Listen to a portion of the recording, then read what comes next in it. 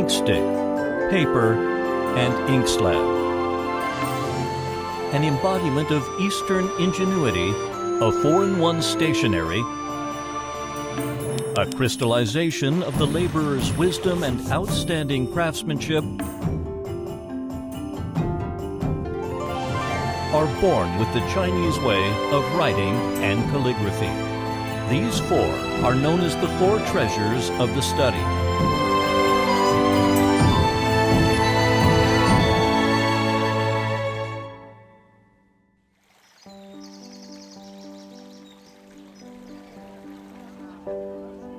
They are calligraphy lovers from Switzerland.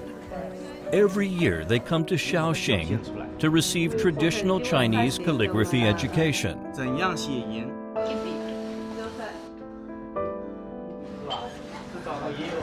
Et permettre de rencontrer justement toutes les personnes qui font de la calligraphie.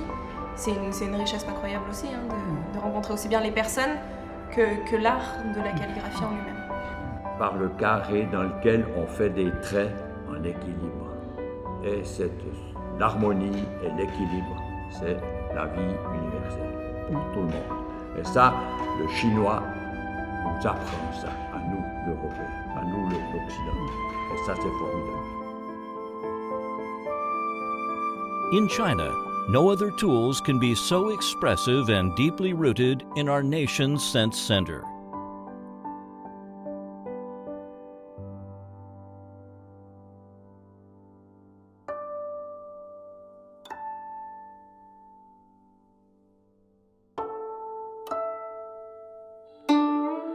Among the 4 treasures of the study, brush ranks at the top.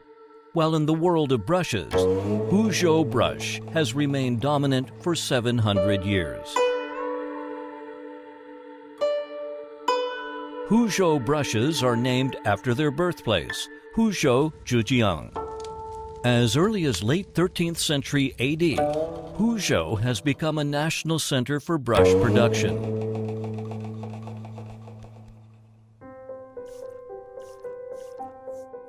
Brushmaster Yang Sun-yuan has left behind him half-century trail of brush making. A handmade Huzhou brush has to go through 12 processes, and the most important one is selecting. Yang Sun-yuan often performs this by himself. He uses a blade to comb the brush hair one by one. Selecting means cutting out the bad hair in the brush head to ensure its quality.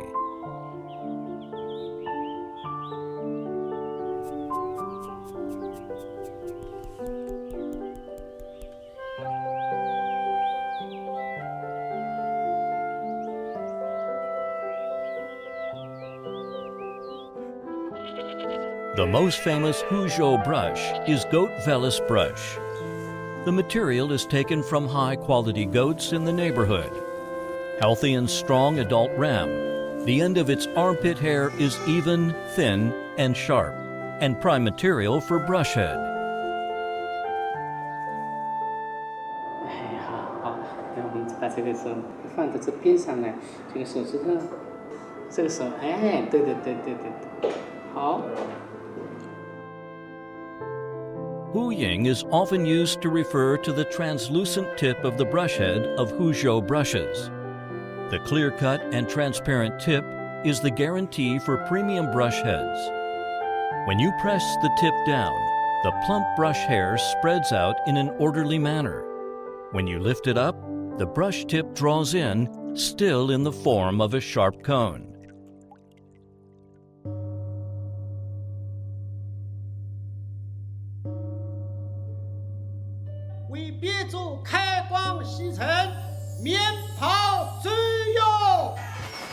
Holding the Grand Meng Tian gathering to honor Meng Tian, the father of brushmaking, is a traditional Huzhou custom.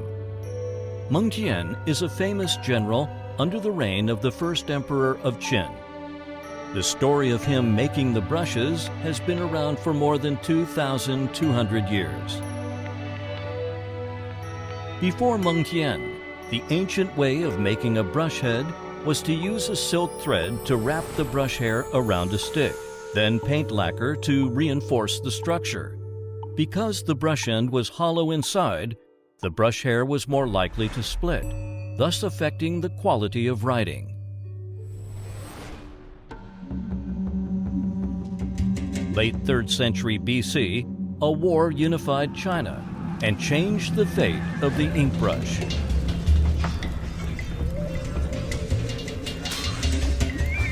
As the general, Meng Tian had to deal with loads of war reports every day. Traditional ink brushes couldn't meet the demands of quick writing. Thus, Meng Tian organized some bright subordinates to make an important improvement to the brush. That was to insert the brush head into the stick cavity, making the head and the stick becoming a whole. This is how the new ink brush was born. This is the basic form of the Chinese ink brush called chin brush or Mengtian brush.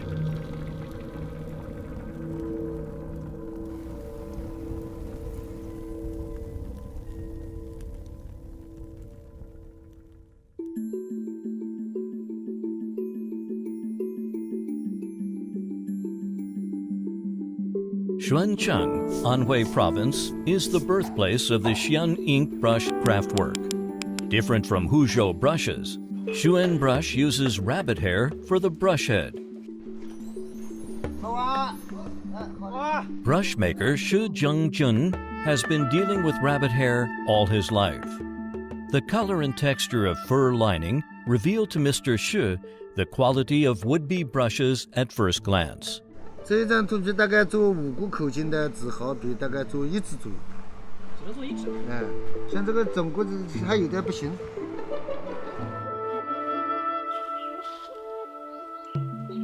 For the same rabbit, fur from different parts varies widely in texture.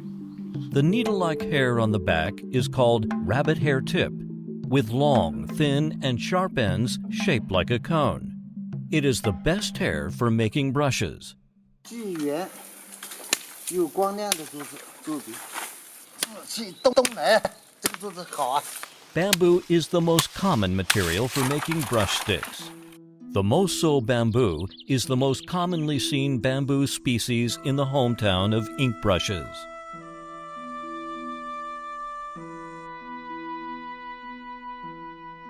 The brush head is made of rabbit hair and is inserted into a bamboo stick. Shi Zhengjun's craft still preserves the old tradition of the chin brush.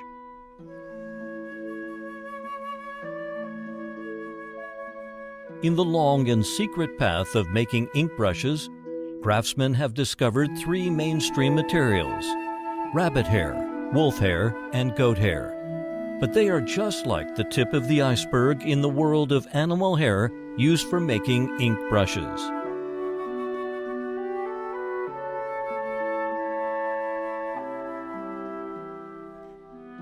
Following the course of the running animals, we went on a road to collect brush materials, crossing the plains, climbing over the hillsides, in various geography places, myriad birds and beasts whose hair might be suitable for making brushes ever dashed into the view of brush makers. The waving hair and the hair tips of different elasticity and strength have inspired generations of brush workers.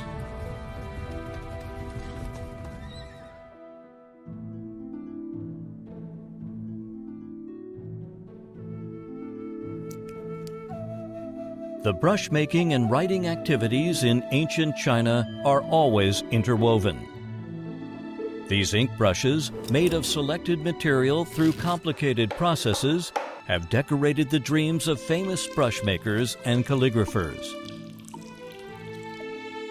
The interaction between the brush maker and the writer has bred various brush styles and expanded the scope of calligraphy.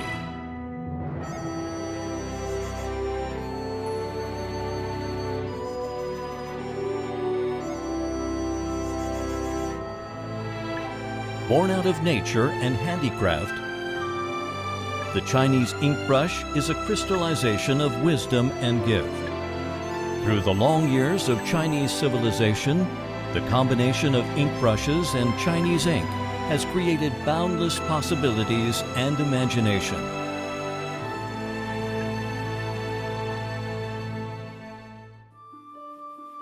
Ancient Huizhou, lying at the foot of Mount Huang, is the most well-known birthplace of Chinese ink.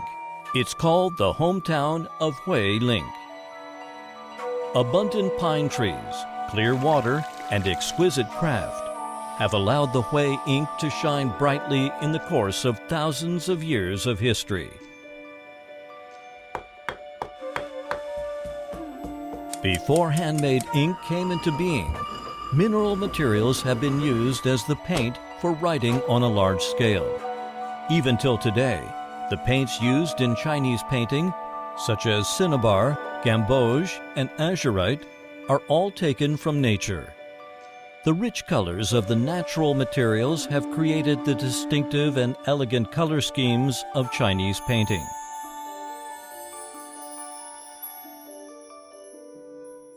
Most of China's earliest handmade ink is made of pine smoke, gum, and various additives. The key process in the ancient way of making ink is to collect the smoke. Through the enclosed tunnel, the smoke of burning pine branches is collected. Good pine smoke is called the clear smoke, considered the top grade of smoke. Prime ink made of this smoke can be as expensive as gold.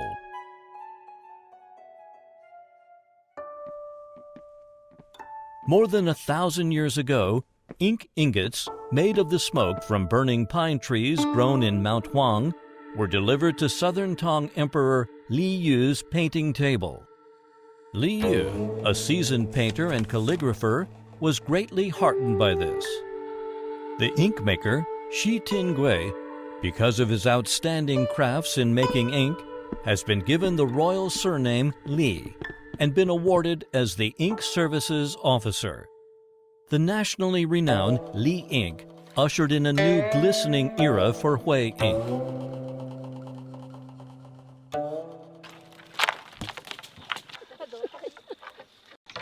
Autumn, the season for harvesting paulownia seeds. The seeds of paulownia are hidden inside the fruit. The oil extracted from the seeds is called paulownia oil, which can be used for making oil smoke ink. Oil smoke from burning animal fat, plant oil, or mineral oil can also replace the pine smoke. This method helped ink makers with the shortage in pine tree supply. It was first invented by Huizhou ink makers.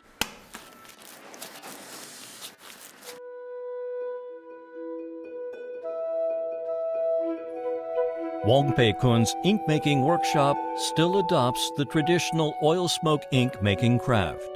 High-quality tung oil, lit through a rush lamp wick, burns underneath a container, and the smoke that blackens the container is the oil smoke needed for ink making. Ever since he was apprenticed to the master at 16 years old, Wang Pei Kun has stuck to the tradition. After many years of trial, he successfully mixed raw lacquer with oil smoke and created the secret recipe for making lacquer smoke ink. 树里面吐出来一种这个乳液，再来做这个墨。这个墨呢，它的黑度比较黑，乌黑。In Wang Pei Kun's hands, lacquer smoke ink has brought the craft that has disappeared for nearly 100 years back to life.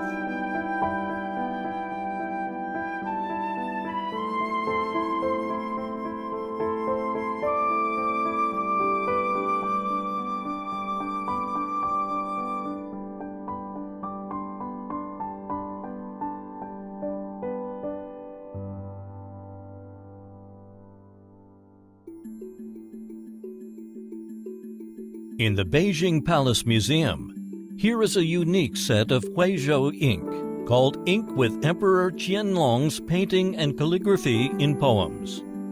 This imperial ink set took 20 years to prepare. With classical shape, pattern, and materials, it represents the highest art level in the history of ink mold sculpture. In order to make copies of the Qianlong imperial ink, 64-year-old Feng Guochuan undertook the task of sculpting the ink molds. This will be a sculpture aimed at perfection. Ink molds belong to the family of microcarving and decide the shape of the Huizhou ink. As brocade ink sets kept emerging, various forms of Huizhou ink molds appeared, advancing the ancient sculpting craft. Born in an ancient family of ink mold sculptors, Feng Guochuan is accustomed to using carving knives as a salute to the Huizhou sculpting craft. The wood for ink molds is taken from briarwood, once popular during the Qing dynasty. His artistry of wielding the knife inherited the traditional techniques of line engraving, plane carving, relief sculpture, and picture carving, etc. Time elapses in the hands of Feng Guochuan. Ink mold comes into shape bit by bit, awaiting the rebirth of ancient ink.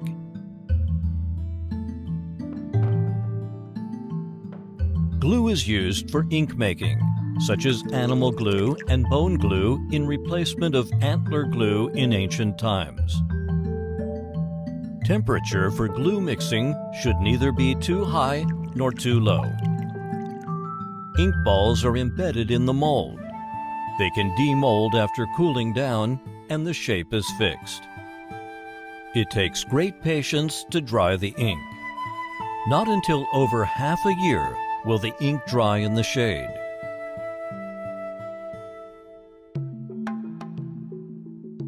It takes deft hands and inner peace to outline the ink with gold.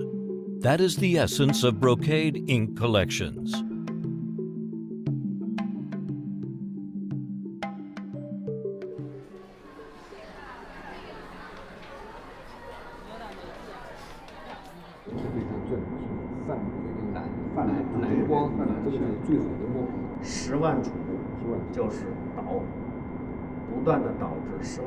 Replicas of the Qianlong imperial ink have been brought to life where the emperor once lived.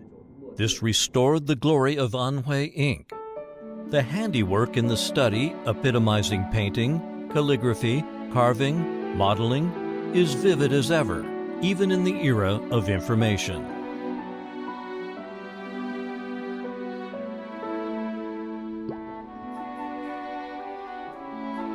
Inheritance of Chinese ink-making techniques embodies the emotions of generations of ink-making workers. The artistic expression of ink ingots reflects the changing tastes of beauty throughout the times. In the Chinese study, ink is the painting and writing material. It is culture. It is the color with which to depict the world, and more than that, it is the profound expression of art and philosophy.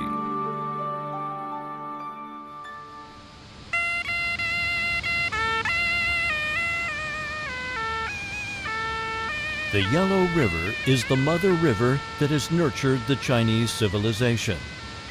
As it flows eastward to the sea, large amounts of mud and sand are carried in the water. When it runs past the Loess Plateau, the deposited mud and sand are treasured raw materials for the production of deposited mud ink slabs. The Xinjiang County of Shanxi Province is renowned for the production of deposited mud ink slabs. Mud collected from the branches of the Yellow River needs to go through strict procedures, including filtering, aging, rubbing, and carving, before it enters the critical firing stage. During the week-long firing process, ink bricks face not only the devastating risk of furnace transmutation, but also the hope of the fire working miracles.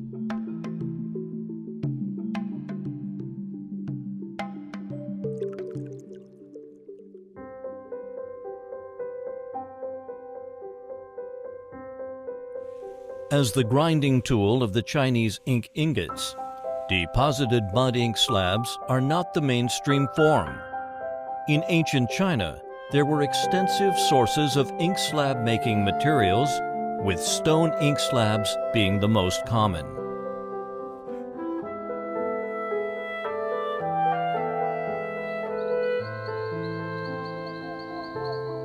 The city of Zhouqing in Guangdong Province, originally called Duanzhou in the past, is the fountainhead of Duan ink slab, the top of the 4 Chinese ink slabs. Crossing the Antelope Canyon along the Xijiang River towards Mount Fuke, this is the route for ink slab stone quarrying that Chinese ancestors trekked 1,300 years ago. Beneath the river, in the depth of the rock stratum at the bottom of the riverbed, lie the optimum ink slab stones. The sound of quarrying, ubiquitous in the caves, has been heard intermittently for thousands of years. Generations of stonemasons living on ink slabs opened up the eternal path of the Duan ink slab by devoting all their lives. In the Zhouqing City Museum, objects, photos, and replicas comprise the trajectory along which history and crafts have evolved. Arduous quarrying and carving techniques for Duan ink slabs made in different times gave rise to various shapes and models. 来，小静啊，小静，辅导，多几个人。好。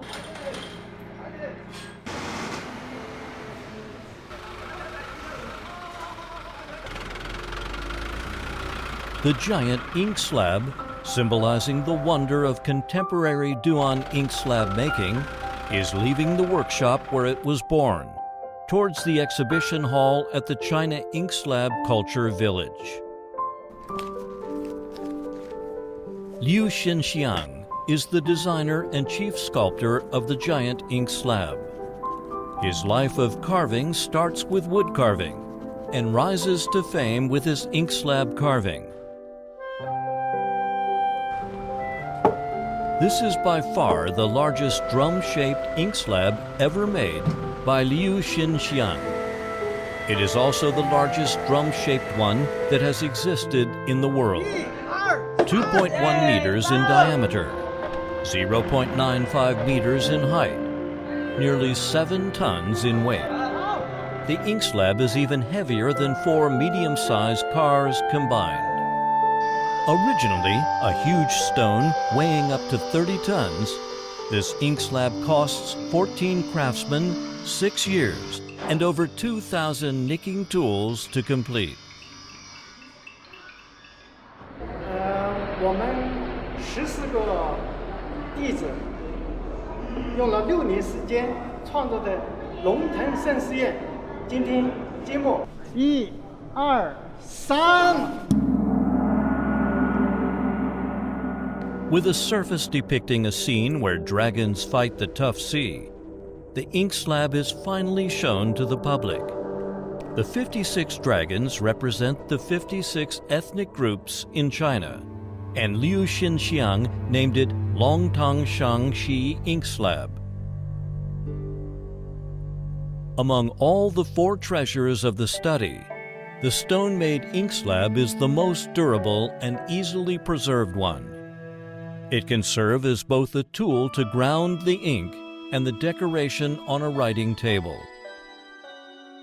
Throughout history, among all the stone-made ink slabs that accompanied the Chinese literati, Duan ink stones and Shi ink stones are best noted.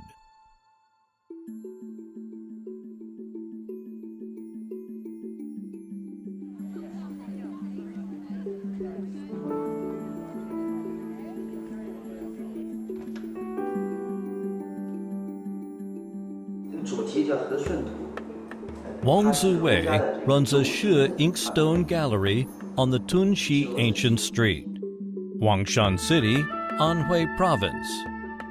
As the host of the gallery, Wang wishes to place a remarkable Shi inkstone made of him at the most evident spot of the place. Shi inkstone is made of Shi stone. the best place to get Shi stone is Longwei Mountain.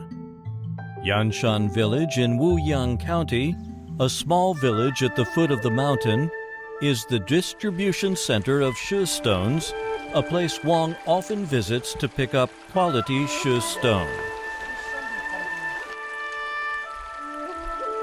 The time-honored quality of Shi ink stones owes largely to the profound artistic accomplishment and superior carving skills of generations of engravers.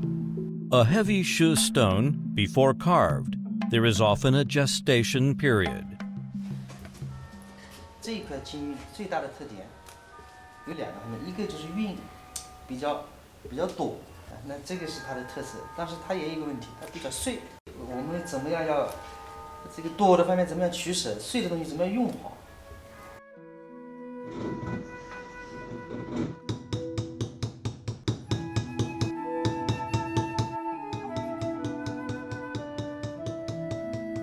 The Shi inkstone carving technique, more often than not, is passed from master workers to younger learners.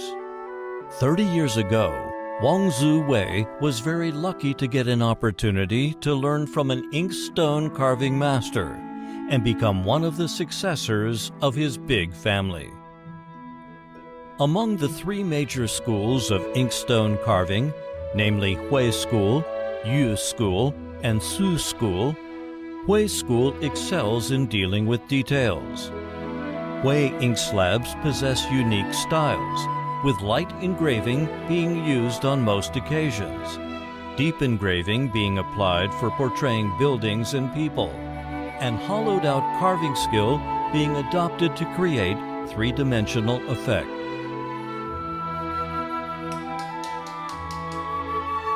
Carving skills have always been the only way engravers communicate with inkstones. In every inch of the ink slab, painstaking efforts can be seen.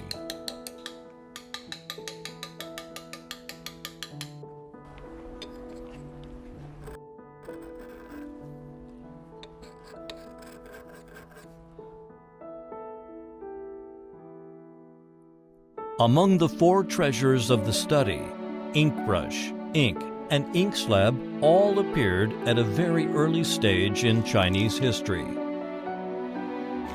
Paper did not emerge until a relatively late period of time. After a long wait, the brilliant age of paper finally came.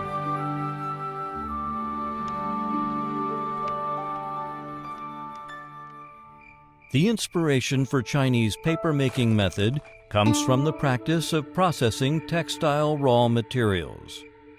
When rinsing silk, a layer of white flock could always be seen on the surface of the water.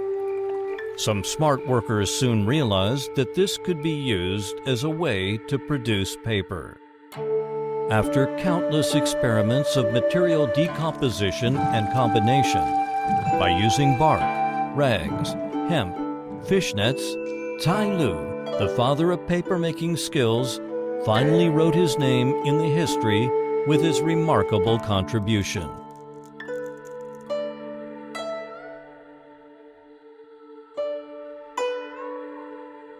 Thanks to the invention of paper, the spread of human civilization was made much easier.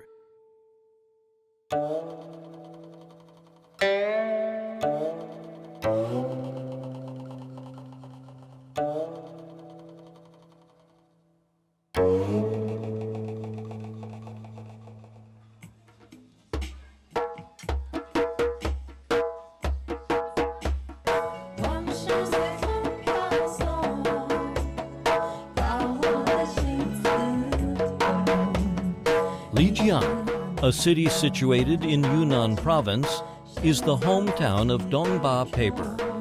Towering mountains did not block the introduction of papermaking skills into the mountainous village of Naxi.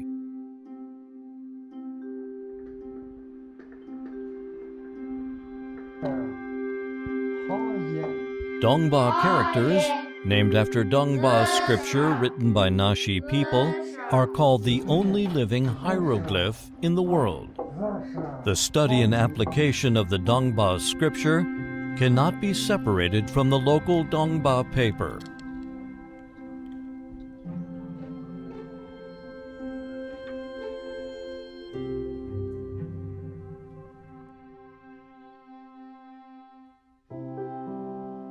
In China's vast history, numerous types of plants can be seen, but there are only very few of them suitable for paper making.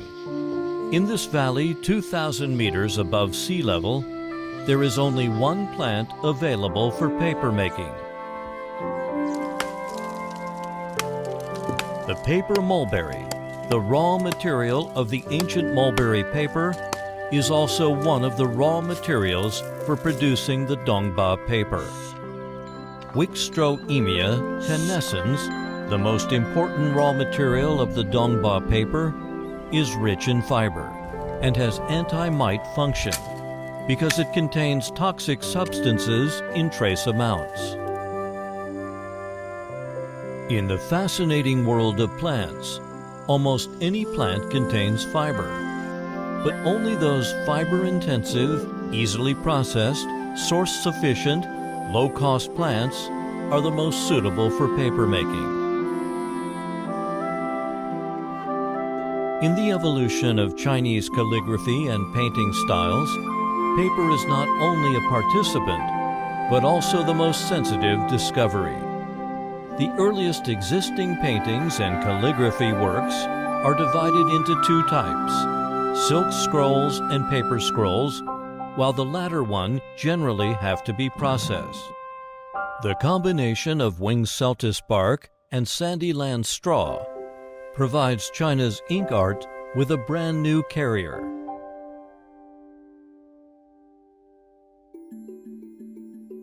In the mountainous area of southern Anhui province, a special harvest is underway. In order to ensure enough length of the rice straw, hand harvesting is used here. This kind of straw, which is produced by orders, is called Shatian straw. Shatian straw becomes a raw material for Shuen paper because it has strong fibers and it is less susceptible to decay and can be easily bleached.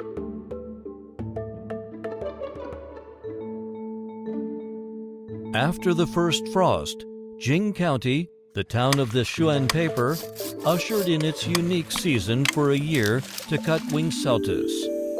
Qingtan is a deciduous tree. The best fiber layer in its epidermis is called tanpi, which is a main raw material for making Shuen paper.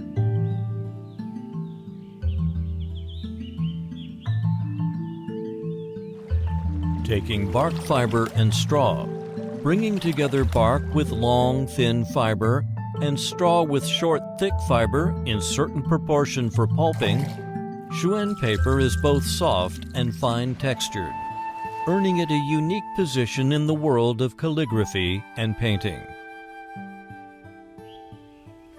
Jingxian County, Anhui Province, the origin of Shuen paper, China Shuen Paper Company, located in the place, is striving to hit a new record in manual paper making. In Chinese history, the largest Shuen paper is 5.3 meters in length.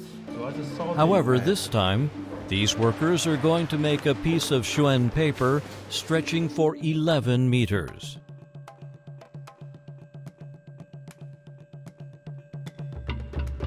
The drying yard is an iconic landscape of Shuen papermaking. On the slopes facing the south and the slopes on the gravelly beach, after being exposed to sun and moon, wind and rain, the processed bark and straw would turn white, and those easy-to-age and unstable substances would also be oxidized. The mysterious pureness of the fiber of Shuen paper exactly comes from natural tempering and nourishment of the time.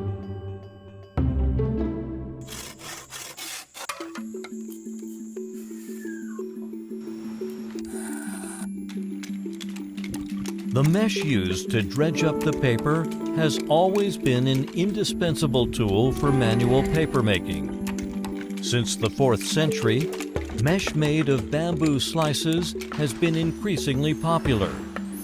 The surface of the bamboo mesh is smooth, so the fibers on the wet paper will not adhere to it.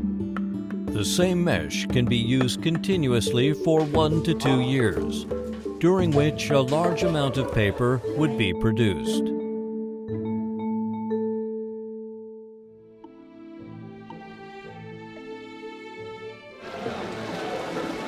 The largest Xuan paper is 11.3 meters long, 3.6 meters wide, and occupies an area of more than 40 square meters. 44 laborers working together to make paper. Such a scene has never appeared before. While dredging up the paper, laborers have to work in concert in terms of force, speed, and acceleration, making sure the trajectory of every point is consistent. As the process is irreversible, the thickness and tightness of a piece of Xuan paper depends entirely on the teamwork of the group. The success in making the 11-meter-long Xuan paper marks a new level the Chinese manual paper-making industry has reached.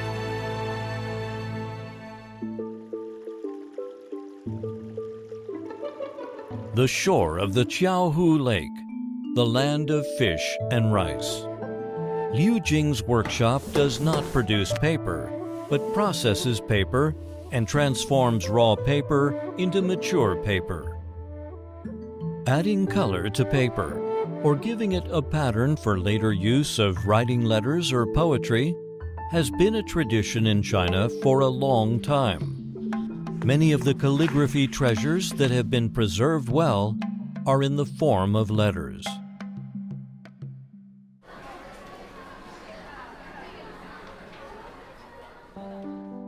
Shujia, namely the letter, is the main form of passing messages and expressing emotions for the Chinese ancestors.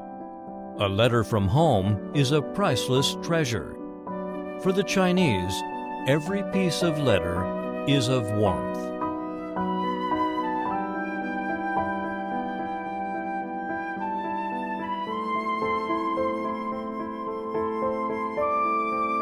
Liu Jing has replicated various kinds of ancient note used for writing letters. This time, he is going to imitate the famous Xiu Tao note in history. Chengdu, Sichuan, is where Xiu Tao earned her reputation. At the beginning of the 9th century, Xiu Tao, who was less than 30 years old at that time, decided to live in seclusion in the vicinity of the Huaxi River. She might have never thought that she could turn over a fascinating page of paper-making skills invented by the literati.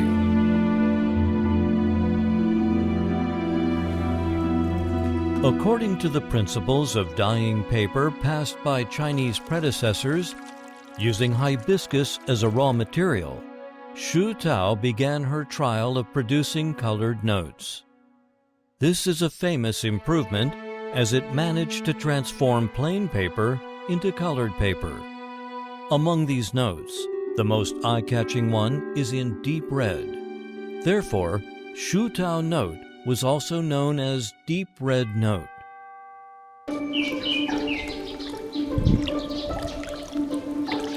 Just like in the Tang Dynasty, flowers have to be washed and smashed before they become pigments. The white Xuan paper, after being soaked, turns up in an amazing appearance.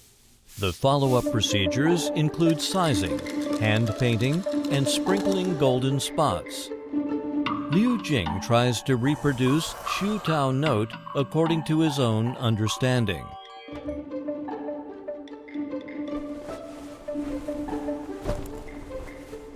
The reddish paper is by no means a patent of the literati.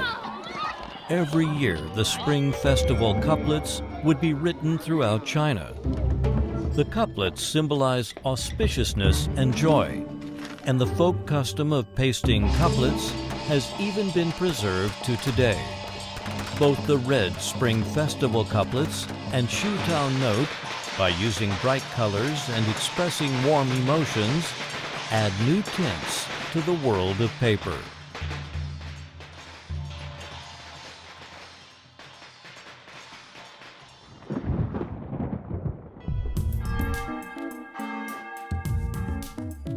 Fabriano is an Italian town on the northern shore of the Mediterranean. It is said that papermaking from Constantinople landed in this small town before it was introduced to the rest of Europe in the 13th century. In the local Museum of Paper and Watermark, visitors can still have intimate contact with the ancient papermaking skills. Watermarking is a progressive invention, almost the same as those used in Tai Lun's papermaking method. The papermaking materials here are mainly rags and hemp. Mr. George has worked in the museum for 20 years, and he firmly believes that European papermaking techniques came from China. La carta arriva a Fabriano nel Medioevo, intorno al 1200, e si trasforma e diventa carta occidentale qui a Fabriano.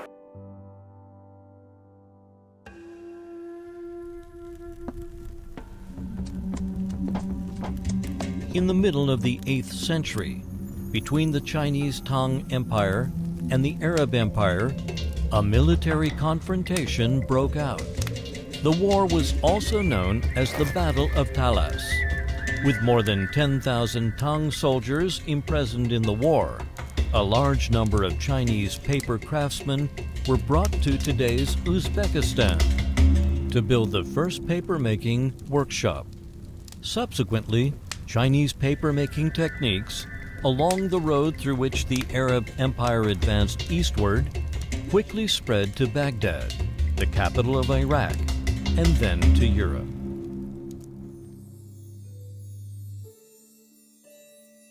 While it took over 1,000 years for the papermaking skills to reach the Western world, the same techniques were introduced to East Asia soon after they were invented. In the cultural exchanges between China and the Korean Peninsula for more than 2,000 years, paper has been an important player. Since the end of the 4th century, different areas of the peninsula have mastered Chinese papermaking technology one after another. After that, the Korean paper was introduced back to China.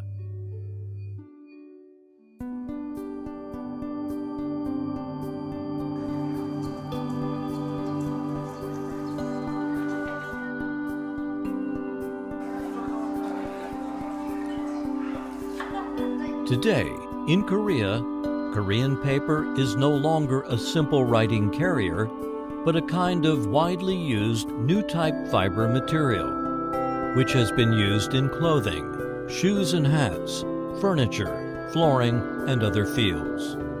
The old paper has put on a new fusion in unexpected ways.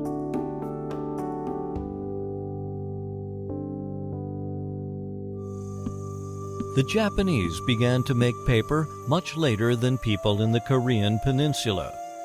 In 610 AD, Don Cho, a Korean monk, took the Chinese papermaking and ink-making techniques that his ancestors learned from China to Japan. Since then, Japan has entered its paper age.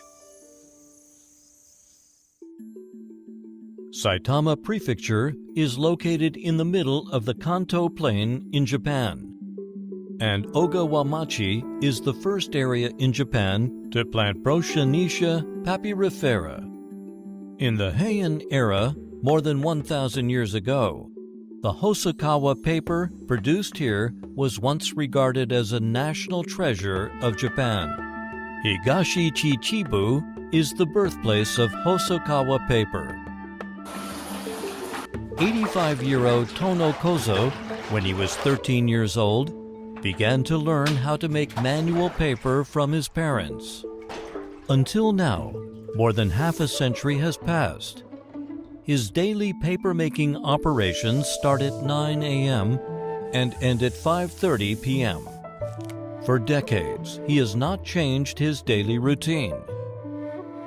He has inherited the classic manual craft of Hosokawa paper. Until today, he still adheres to the traditional way of papermaking and strictly uses the ancient papermaking formula. でも私がもっと心配するのはその和紙がなくなると和紙を使ってる文化があるわけですよね。日本だとか障子だとか襖だとか、中国でもまた中国の絵もあるし書もあるし、それで昔からのものはその材料で使わなければ昔のものにならない。それが和紙がなくなることによって全部がなくなってしまう。それが一番心配ですよね。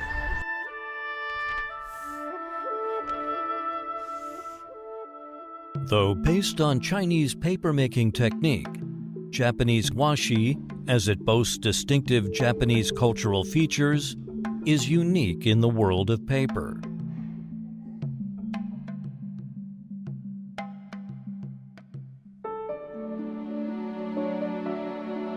The spread of culture has never been a one-way journey.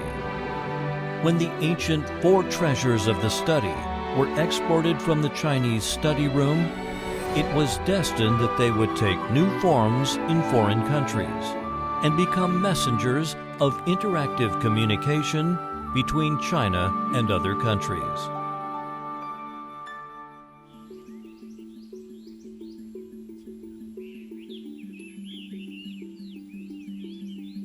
In Shaoxing, Zhejiang Province, a place where Wang Ziqi, a famous calligrapher in Chinese history, wrote his masterpiece Lanting Shu, the Lanting Calligraphy Festival is underway. At the spot, dozens of Swiss friends have attracted attention. They are special students of Lanting Calligraphy Institute. Although they differ in age and occupation, they share a common interest in Chinese calligraphy.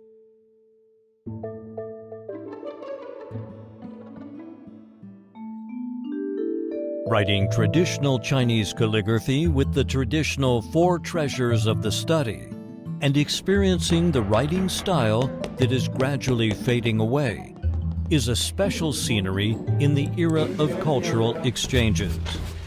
Through various activities, it is hoped that traditional lives could be successfully brought to reality and that communication could reach the bottom of people's hearts.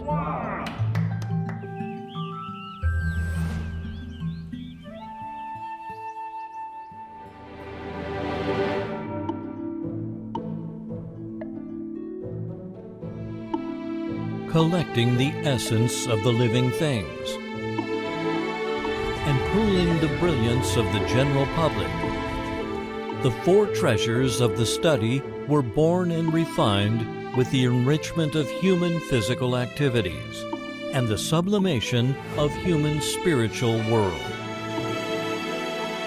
Passed through the hands of laborers, the process by which these treasures were made reflects the diligence, wisdom, creativity, and colorful emotions of the Chinese people.